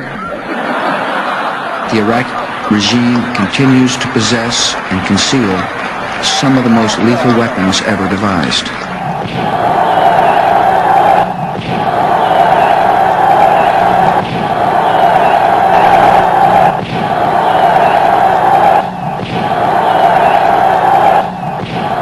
If you were telling me that you wanted me to put on some monkey suit and remove my brain and do exactly what you say and go to some country and kill people I've never met for some bogus reason, let me tell you,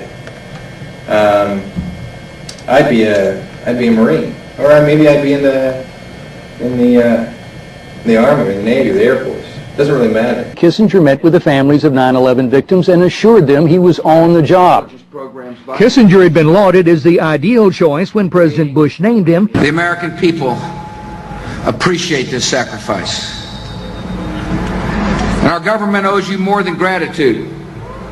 In the book The Final Days by Bob Woodward and Carl Bernstein, there's a quote from Henry Kissinger.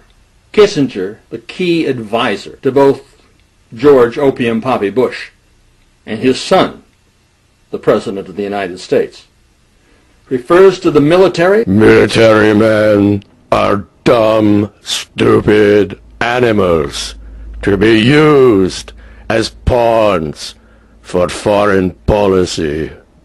These billionaire banksters use the U.S. military like toilet paper to wipe up their excrements before they're flushed away into a satanic system and forever forgotten.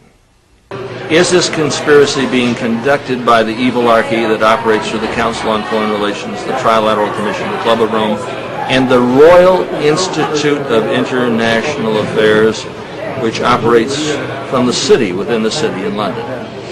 Well, once you really delve into the details and the people and the organizations behind these events, yes, you see the same telltale folks and the same thing. We're coming up now to Bush House, which is the headquarters of the BBC World Service, where George Orwell wrote his famous novel 1984 in a broom cupboard. Big Brother, BB, is the BBC, the Big Brother Corporation. Here at Bush House is the headquarters for the New World Order's Big Brotherment communication system. It's called the BBC, the World Service, where George Orwell wrote his book 1984. He knew what it would be like. And when you see the film, when you read the book, the New World Order is your worst nightmare. It's a living hell on earth. Hitler's dream come true, Bush's dream come true. George Orwell described the New World Order, what it would be like. He said, a black hobnail boot, forever stomping in the face of humanity. What is the Bush connection? Ein Volk, ein Reich, ein Führer, one world, one race, one ruler. God forbid that the European Union gives way to a world government. This is Hitler's dream come true. Bush and Blair and the boys from the Brotherhood of Death have something in mind for you. God forbid we have a 1984 in the year 2010. The fellow who used the pen name George Orwell was actually a member of the Fabian Society, which is a Fabian socialist there in England, and obviously had knowledge of their plans, which we now see coming to fruition.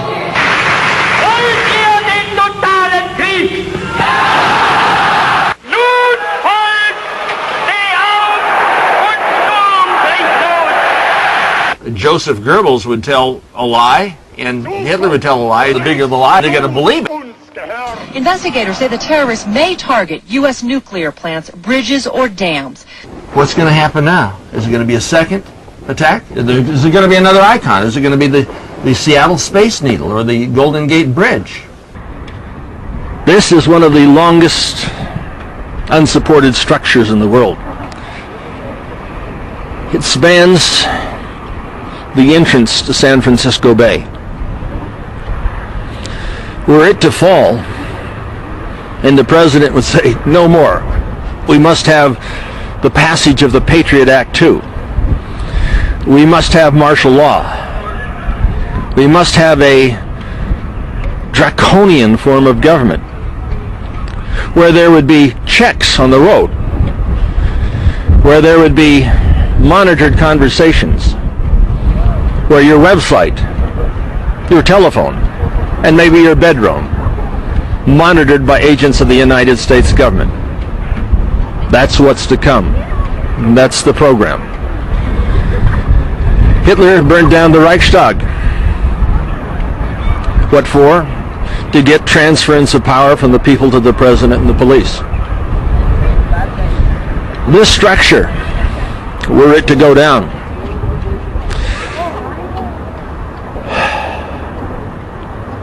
might be the necessary ingredient for Bush and the boys from the Brotherhood of Death to ask you in a kinder and gentler way than Uncle Adolf to give up your Constitution. But he'll say, well, it's just for a short period of time. But will it be? Or is it intended to be forever? Next question. FB lie. And number 4. We know that NORAD is supposed to take down a plane or force it down, drive it down if it's going to go into a city and it's going to endanger the lives of millions of people. There was an open line established between FAA, NORAD, and other agencies, including CIA and FBI, that morning. We did not have an open line at that time with the FAA. We did not have an open line at that time with the FAA. I would encourage all of you that work for larger news organizations than I do as a freelance writer to look into the NORAD issue. We should be able to determine through government records who gave the command to scramble the jets from Langley instead of Andrews, which apparently was a critical mistake, and follow the chain of command upwards from that command to find out who is accountable for the NORAD blunder that morning. We find that NORAD does what? They launch alert aircraft that are on the runway, fully armed, 24 hours a day to protect the people of the United States from hijackers and terrorists. That is their mission. We have a squadron at the Otis Air Force Base at Cape Cod and another squadron at Andrews Air Force Base. In fact, 2 squadrons down there, just 10 miles from the White House. They're on duty around the clock. The Andrews Air Force Base has 2 squadrons, right? That's right, 1 Marine and 1 Navy. 1 Marine, 1 Navy. And these planes are up for about an hour and a half? The Pennsylvania flight was over an hour and a half before it was shot down. NORAD is ordered to stand down, and they can only be ordered to stand down by the Chief Executive of the United States. These planes, in fact, are routinely launched to check out any commercial flight that strays from its flight plan or is out of radio contact for a very limited amount of time. They're scrambled instantly. But 18 minutes later, 2 F-16s were scrambled. But where did they take off from? Otis Air Force Base on Cape Cod, nearly 180 miles away. Since 9/11, NORAD has sent fighter jets more than 500 times to check out suspicious planes. The North American Aerospace Defense scrambled 2 F-16 fighter jets from Andrews Air Force Base to intercept the passenger jet. And 2 other fighters took off from Norfolk with orders to fly precautionary air combat patrols over Washington. The fighters were called off when the jet landed without incident in Baltimore. Project for a New American Century was put together in the year 2000 by the Gang of Four, the Rumsfeld, the Cheneys, Wolfowitz. This plan outlined world domination by overwhelming United States military power. And the PNAC plan called for a catalyzing event, their words, to galvanize the American public behind the notion of world domination. And they said it would take a catalyzing event like another Pearl Harbor. Somebody's getting the gold and we're getting the shaft. It's like the Federal Reserve, which is neither federal nor reserve. The banksters control it. The banksters control this operation. I'm talking about an evil archy here. The Council on Foreign Relations is America's evil archy.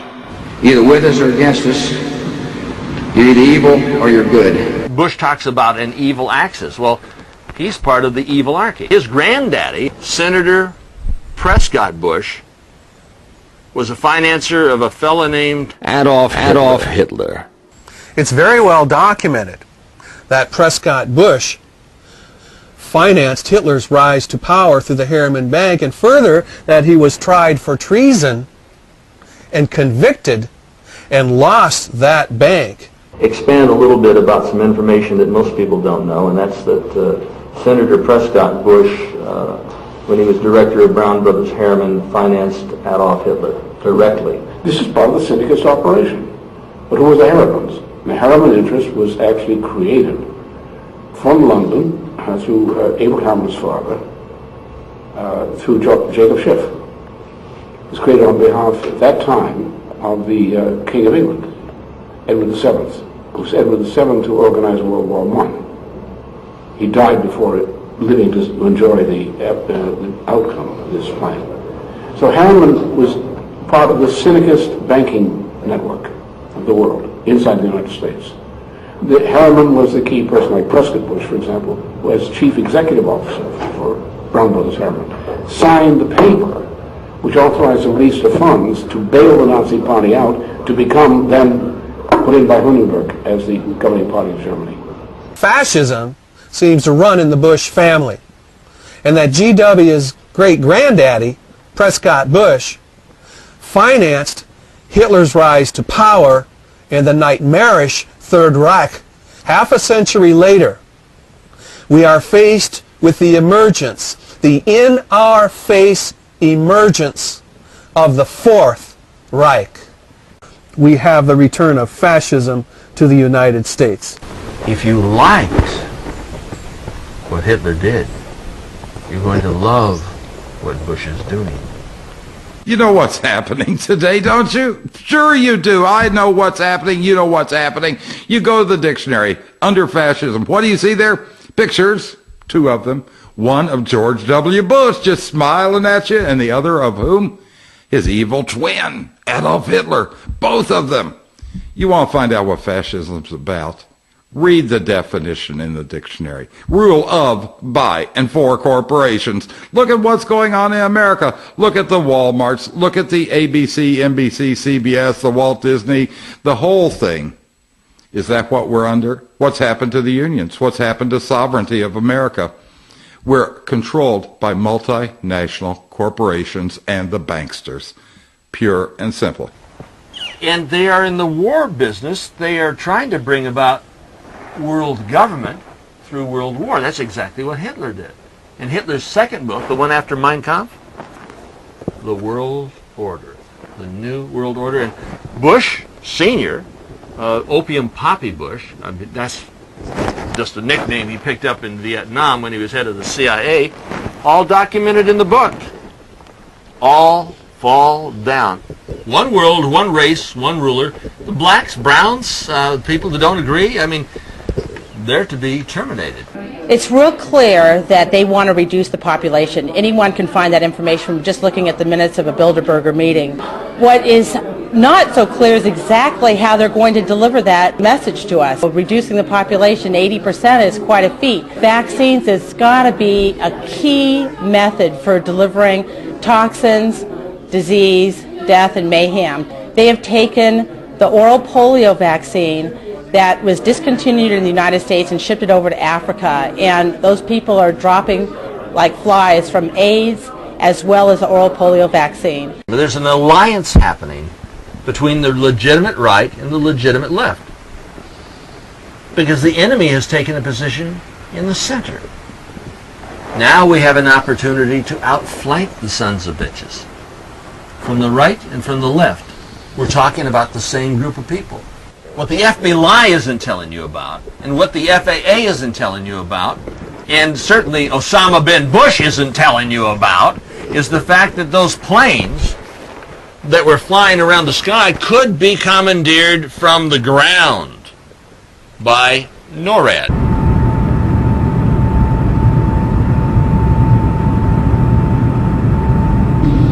This craft is a 757, a Boeing. The same type of craft that was flown into the World Trade Center.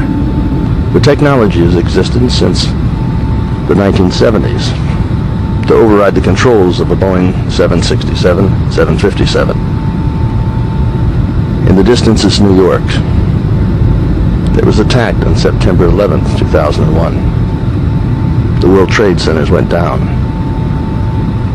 and the demand for war skyrocketed.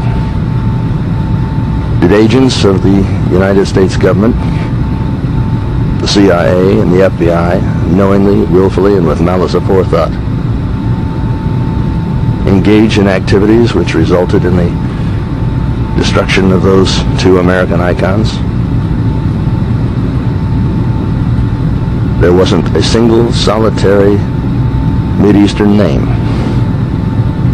on the flight manifest of either American Airlines or United Airlines. The question has to be answered. Why? That is the burning question, Mr. Bush. It needs an answer, and not by Herr Kissinger and company. Did they commandeer the planes from the ground? I personally believe they did.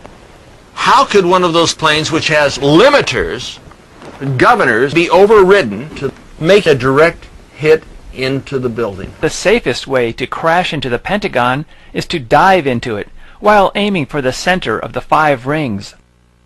However, the terrorists decided to fly along the ground and crash into the building near the helicopter landing pad. The problem with hitting this particular area was that his plane was coming from another direction, so he had to make a 270-degree turn in order to hit that side of the Pentagon. It would have been easier for him to hit Donald Rumsfeld's office. The risky, acrobatic maneuvers of this airplane is enough to convince me that no human was in control of it. I doubt that even the best Air Force pilot could fly a 757 a few inches above obstacles, and at 400 miles per hour. On the face of it, it's impossible. Eyewitnesses on the ground, including professional pilots, said that whoever was at the controls had to have been an expert pilot. But in fact, an airline pilot with 30,000 hours would not have attempted a maneuver like that. Because Hani Hanjour, the man who flunked repeatedly out of flight school, we were told was at the controls, screaming in the back, blood on the cockpit. He dives that airplane 7,400 feet per minute, pulls out at the last minute, but a heavy aircraft like that will continue traveling in a downward direction even with the nose up. In other words, would continue to descend right into the ground. In other words, a very tricky maneuver. In other words, a near impossible maneuver by an expert. I've been told that people who were looking up there saw a commuter craft, or what they believed to be a commuter craft, which would hold maybe 12 people, 15, 20 at the most, came zapping out of the sky and did this. Could it have been an aircraft, which we call a drone? In Baghdad, it wasn't what building they could hit, it's what window they could hit. And if you take a look at the $20 bill, on one side when it's folded, miraculously it looks like there's the Pentagon with the flames coming out of the center. And you turn around on the other side and you see the Twin Towers.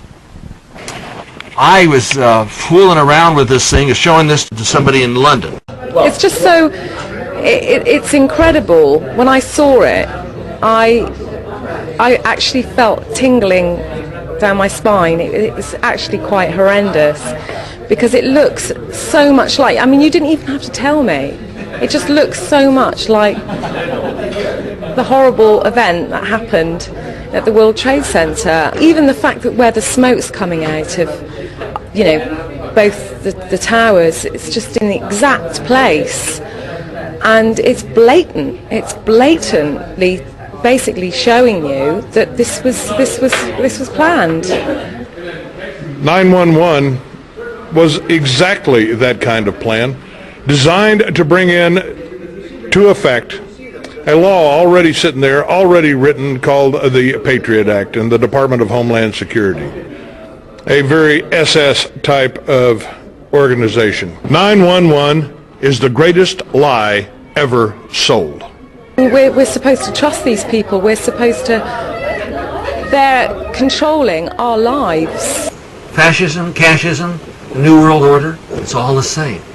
They intend to kill you. What you're seeing with the neocons is you're seeing the universal fascists, and they want to go all the way. Their essential objective is reduce the world population to less than 1 billion. Their essential objective is reduce the world population to less than 1 billion. Reduce the world population to less than 1 billion in a very short period of time. I was in shock. I mean, I just couldn't believe that you've actually made it into a plane, a shape of a plane as well, which is even more symbolic. And I mean, I know that they are really into their symbols. I'm not one for conspiracy theories, but what else is on there? Is there the Big Ben or the Parliament or some symbolic place in England? You know, it's crazy. We must incite a revelation, an awakening. If we have a revelation, we can stop or control or avoid a revolution. What passes for news in America is controlled propaganda. You've got those on the left, those on the right, who must come together. A plane doesn't fly without wings, so we bring those on the left, those on the right together, and then we can become a mighty force. I think this is the most positive development in American politics during my lifetime. I'm so happy to see it. We have always worked for an alliance on the basis of issues, and leave the name-calling aside.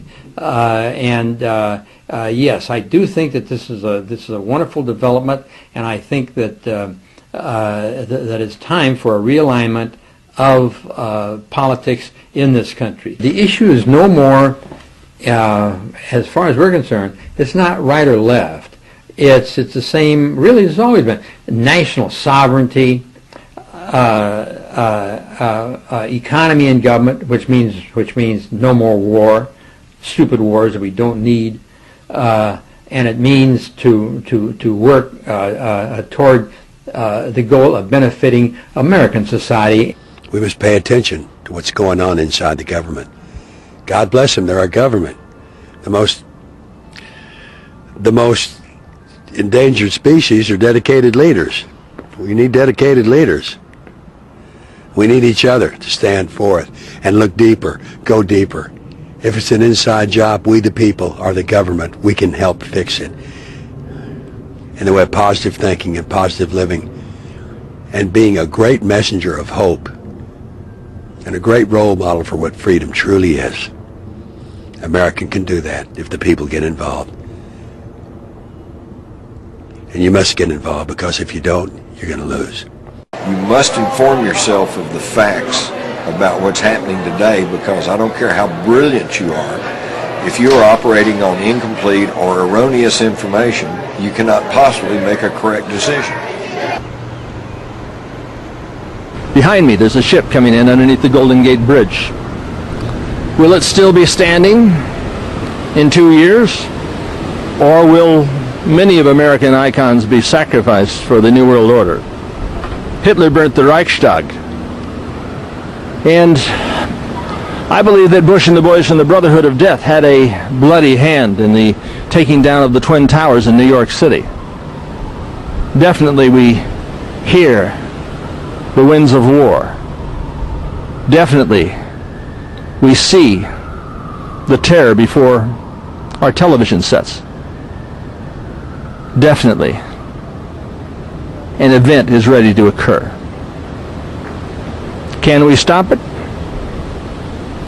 If we have an alliance from the right and from the left, if we outflank them, if we get to those who manipulate the minds of America's masses from the center ground, we can change the world, and we can topple the towers of Babylon before we burn in the literal hell on earth.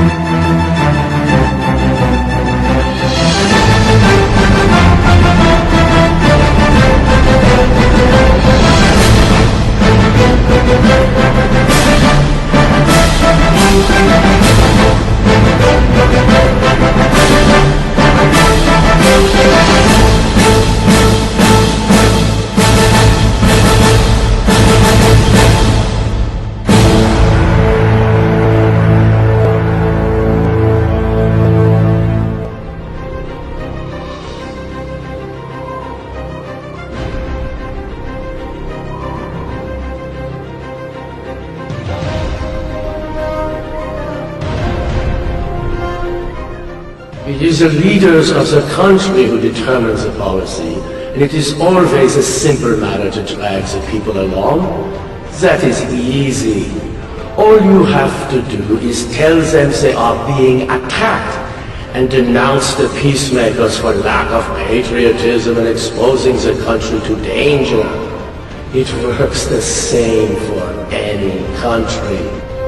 Hitler's Reich Marshal, Hermann Göring.